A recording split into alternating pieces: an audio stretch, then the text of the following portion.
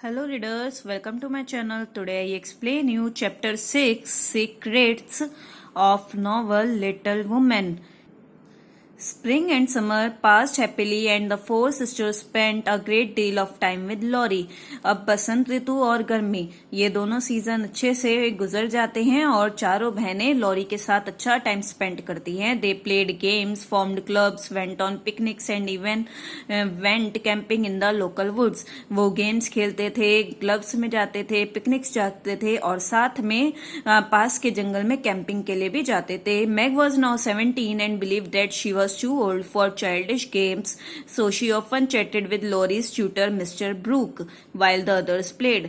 और मैग अब 17 ईयर्स की हो गई थी तो वो ऐसा मानती थी कि अब वो बड़ी हो गई है, ये बच्चों वाले गेम उसके मतलब के नहीं है. तो वो ज्यादातर लॉरी के जो टीचर थे मिस्टर ब्रूक, उनके साथ बातें करती थी और बाकी सब इतने खेलते रहते थे. When autumn arrived, the days became colder. Jo began to spend her time in the attic where she wrote busily, filling sheet after sheet of paper. और जब पतझड़ का सीजन आ जाता है तो और दिन और ज्यादा ठंडे होने लगते हैं तो जो अपना टाइम ज्यादातर एटिक में मीन्स ऐसे रूम में जहां पर सन की डायरेक्ट रेज आती हो, ऐसे रूम में बैठकर वो पूरा टाइम बिजी रहती थी, शीट पर शीट भरती रहती थी क्योंकि उसे राइटिंग का बड़ा शौक था. On one such occasion when she had finished her writing for the day, she signed her name and tied up the pages with a pretty red ribbon. और एक बार जब उसने अपनी राइटिंग पूरे दिन लिखकर खत्म कर दी थी तो नीचे वो अपना साइन करती है और फिर उन पेजेस को एक बड़े सुंदर से रेड रिबन से बांध देती है. She open a tin box and took out another bundle of pages. और फिर वो एक टिन का बॉक्स लेती है और उसमें से दूसरा बंडल निकालती है पेजेस के लिए. Putting both sets of paper in her pocket, she crept quietly downstairs, put on her hat and coat and left the house. और दोनों पेपर्स अपनी पॉकेट में रखकर वो चुपचाप सीढ़ियों से नीचे उतरकर अपना हैट और कोट पहनकर घर छोड़ के निकलती है, मतलब घर से बाहर निकलती है. Checking that nobody had seen her, she hurried down the road and jumped onto a passing omnibus. और देखती है कि कोई उसे ना देखे और फटाफट रोड पर जाती है और फिर एक बस में चढ़ जाती है. When the omnibus arrived in town, Jo jumped off and hurried along the street. और जब वो बस शहर में पहुंच जाती है तो जो उससे उतर जाती है और फिर रोड पर गली में चलने लगती है. She stopped in front of a building with several science above the door. और फिर वो एक बिल्डिंग के सामने रुकती है जिसमें बहुत सारे गेट के ऊपर जो है बहुत सारे साइंस थे, मतलब different different types of signs थे. जैसे एक साइन था डेंटिस्ट का, जो went into the building, looked up the dirty stairs, stood still for a whole minute, then dashed back out into the street and walked away. और फिर जो building में जाती है वहां पर सीढ़ियां बड़ी गंदी होती हैं, वो देखती है और वो 1 मिनट तक देखती रहती है और फिर वो वापस गली में आती है और फिर चलने लगती है. She did this several times. और वो ऐसा बार बार करती है, पहले सीढ़ियां जाके देखती है फिर वापस आती है, इस तरह वो बार बार करती रहती है. Jo didn't realise that Laurie was on the other side of the street watching her. और जो को ये पता ही नहीं लगता है कि लॉरी दूसरी साइड खड़ा था रोड पर और वो उसे देखने लग रहा था. He smiled as she finally walked into the building and up the stairs, looking as though she was going to have all her teeth pulled out. और वो जब हंसने लगता है जब वो फाइनली सीढ़ियों पर चढ़ जाती है बिल्डिंग के अंदर और फिर उसे ऐसा लगता है कि आज तो वो सारे दांत अपने बाहर निकलवा कर आएगी ही आएगी, क्योंकि वहां पर एक डेंटिस्ट का भी साइन था तो उसे लगता है कि वो डेंटिस्ट के पास जा रही है. Laurie thought that she might need someone to take her home and waited for her. तो लॉरी सोचता है कि उसे दांत निकलवाने के बाद किसी की जरूरत पड़ेगी घर ले जाने के लिए साथ में, तो वो उसका इंतजार करता है. 10 minutes later जो came running down the stairs with a very red face. और 10 मिनट बाद जो सीढ़ियों से उतरती है बहुत रेड फेस हो रहा होता है उसका. That was quick jaw, how many did you have pulled. और लॉरी उससे क्वेश्चन करता है, तुम तो बहुत जल्दी आ गई, तुमने कितने दांत निकलवा लिए. जो टर्न इन सरप्राइज, जो बड़ी हैरानी से देखती है. She stared at Laurie for a moment as she did not understand him, then she started to laugh. और वो लोरी को देखकर एकदम चौंक जाती है क्योंकि वो समझ नहीं पाती कि ये कैसे आया और फिर वो हंसने लगती है. देखिए इस बिल्डिंग पर कैसे अलग अलग साइंस थे गेट के ऊपर, इस तरह एक डेंटिस्ट का था, एक डेली न्यूज का था, like this. Okay, Now it was Laurie's turn to stare in surprise. You weren't at the dentist. What were you up to? तो फिर अब लॉरी की बारी थी सरप्राइज होने की, हैरान होने की, और वो उससे पूछता है कि तुम डेंटिस्ट के पास नहीं गई थी, तो तुम कहाँ गई थी? I can't tell you Laurie, it's a secret. तो वो कहता है मैं तुम्हें नहीं बता सकती। जो कहती है उसे ये सीक्रेट है। I will tell you my secret if you tell me yours. तो लॉरी कहता है मैं तुम्हें अपना सीक्रेट बताऊंगा अगर तुम मुझे अपना सीक्रेट बताओगी तो जो हंसने लगती है। You haven't got a secret. वो कहती है तुम्हारा तो कोई सीक्रेट है ही नहीं। I have and it's very interesting. तो लॉरी कहता है हाँ मेरे पास सीक्रेट है और बहुत इंटरेस्टिंग भी है।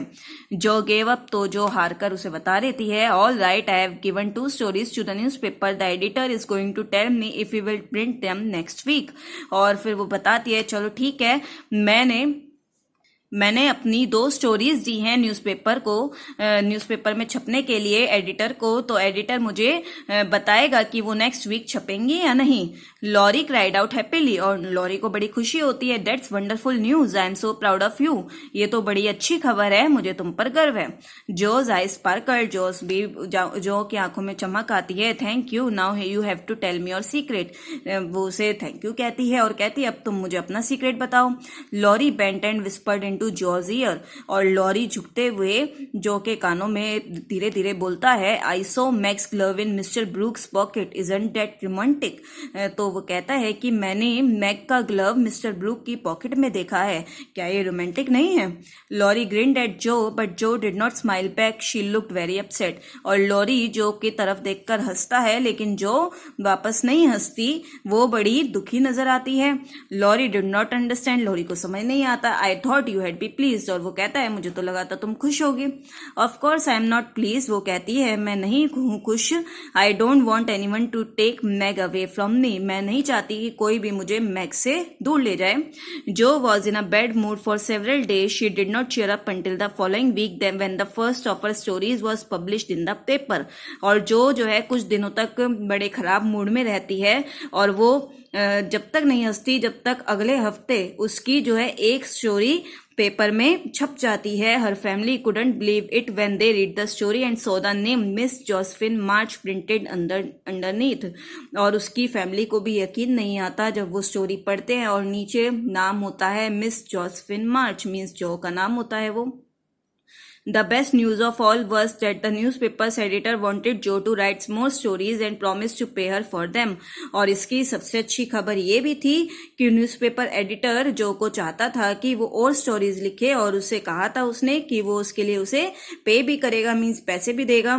जो वॉज डिलाइटेड, जो बड़ी खुश थी to be independent and to make the people she love proud of her were her 2 dearest wishes. एक तो वो इंडिपेंडेंट हो रही थी और साथ में कुछ लोगों को वो उन पर गर्व हो रहा था, ये उसकी बहुत प्यारी चाहत थी, इच्छाएं थी। Unfortunately the March happiness did not last long, लेकिन बड़ी दुख की बात है कि जो मार्च की जो खुशी थी मार्च फैमिली की वो ज़्यादा दिन तक नहीं टिकी। नवंबर अ टेलीग्राम अराइव्ड इट रीड, और नवंबर को एक लेटर आता है जिसमें लिखा होता है Mrs March your husband is very ill, come to Washington at once, S Hale Blank Hospital Washington. उसमें लिखा होता है कि मिसेस मार्च आपके हस्बैंड बहुत ज्यादा बीमार हैं, एक बार वॉशिंगटन आ जाइए, और उसमें हॉस्पिटल का एड्रेस दे रखा होता है। The family immediately began to rush around preparing to Mrs March trip, और फिर पूरी परिवार फटाफट मिसेस मार्च के ट्रिप की तैयारी में लग जाता है। Laurie fetched his carriage and horses to go and leave a note at Aunt March, और लॉरी जो है अपनी गाड़ी लाता है, हॉर्सेस लाता है जाने के लिए, और साथ में एक नोट भी छोड़कर जाता है आंट मार्च के लिए। Mister Lawrence offer to go with Mrs. March, but they all knew that journey was too long for such an old man।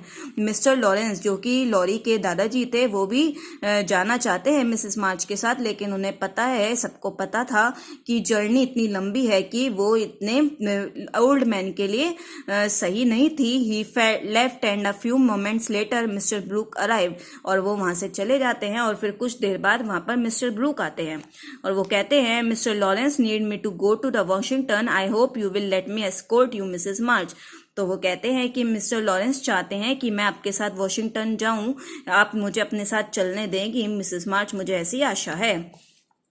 Meg took Mr. Brooks' hand in hers and thanked him for being so kind. और mag mister Brooke का हाथ अपने हाथों में लेती है और उसे थैंक यू बोलती है इतने दया दिखाने के लिए. Soon everything was arranged and the only thing missing was Joe. और फिर हर चीज़ अरेंज कर दी जाती है, मीन्स हर चीज़ की तैयारी हो जाती है, बस एक चीज़ की जो कमी थी वो थी जो की. हर सिस्टर्स वर वरीड, उसकी बहनों को चिंता होती है. वेयर कैन शी बी, वो कहाँ गई. Laurie went to look for Jo but he had only been gone for a few moments when Jo walked in. और लोरी जो है जो को देखने जाता है, ढूंढने जाता है, लेकिन उसे गए हुए कुछ ही देर होती है कि जो अंदर आती है घर पर. She place a bundle of the bank notes in front of her mother. और वो एक पैसों का बंडल अपने मदर के आगे रखती है. I want you to use this money to make father well and bring him home mother. वो कहती है कि मैं चाहती हूँ कि आप ये पैसे से पापा को जल्दी ठीक करें और घर पर लाएं. Mrs. March looked at the money. There was $25 in the bundle. She sounded alarmed.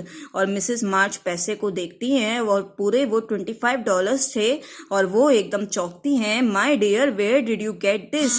तुम ये कहाँ से लाई? I hope you didn't do anything foolish. मुझे यकीन आशा है कि तुमने कोई पागलपन नहीं करा होगा. जो reassured her, और जो उन्हें दिलासा दिलाती है.